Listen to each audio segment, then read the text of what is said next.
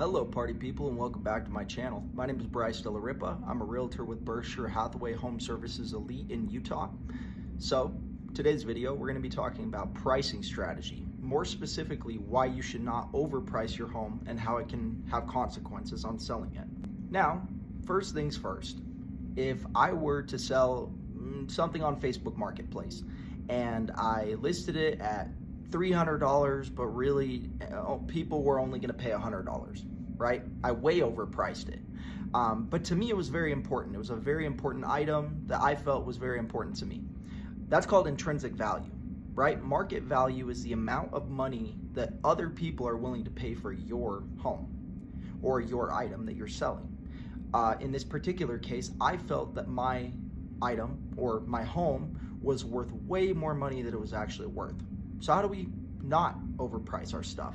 How do we take the emotion out of it and put the numbers in it so that we can price our home correctly so that it will sell to someone who has no connection to us, right? Because that's what we're doing, is we're selling to a completely different family, they could be from a different part of the world. We don't know anything about them. So our intrinsic value of how we feel about our home is not reflective of how much it'll sell on the market. No matter how important it is to us, whether it's our childhood home, whether our dog died in that home, all of these things that are important to us, they're not important to the market. And that's just something to be aware of. So that's the first thing to consider. So how does this work? Well, a CMA report or a broker price option or an appraisal. Those are the three ways that you're gonna figure out how much is your home worth or how much should it sell for in today's climate based on today's market stats. And that is done by a realtor. Well, not the appraisal and the broker price option, but a realtor will sit you down and they'll go through the comparable homes that have sold, homes that are currently listed, homes that are in your area.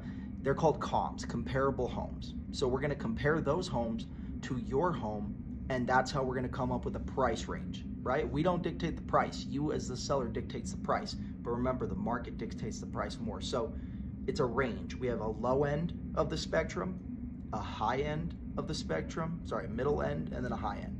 So those are the we could sell it. Let's just say that the home's worth probably 300 at the lowest, 350 at the absolute maximum, right? It's kind of a wide range, but you get my point. And then in the middle is 325. So what are we gonna do? We could list it at 300 if you want to sell it like that, right? Because you're underpricing it. Or we could list it at 325, or we could list it on the high end at 350. Or, right, we could go out of our minds and we could list it at 600,000. It's never gonna sell at 600,000. So now you have all these consequences, and we're gonna get into those in a second. Consequence number one is holding costs. How long do you have to hold on to your property? Because you're gonna have to pay your mortgage, your taxes, and all the other things during that time. You're not gonna be able to say, well, my home's listed on the market, so I don't owe these expenses. You will have to upkeep these expenses as you're planning your move. So that's the first thing. Second thing is, where are you gonna move to? What are your plans after selling your home? Are you moving to Ohio? Are you moving to Florida? You can't move until the home is sold. So if you wanna move in the next 60 days, you wanna make sure that the home is priced to sell in the next 60 days, rather than having to have it sit on the market much longer than you want, because that causes stress, it causes family dynamic problems, and it makes things much harder emotionally and financially. Next thing, of course, negotiation power.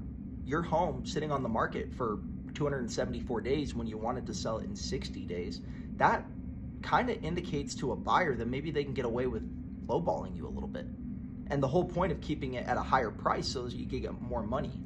But as a consequence, because it's been sitting on the market longer, people start to, if you drop the price over and over again, you start at 350, now you're at 340, now you're at 330, they see those price drops as negotiation leverage, because if you're willing to drop your price once or twice, why not drop it a third time?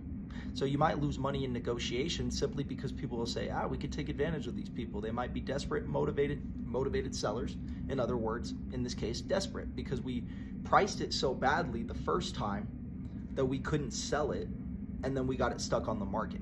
So those are mistakes that we want to avoid. And as a realtor, it's their job, my job, to tell you that you have to price it accurately.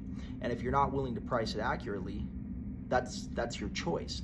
But we have to give our professional guidance and make sure that you know that there is a high risk that the home will not sell if it's not priced accurately.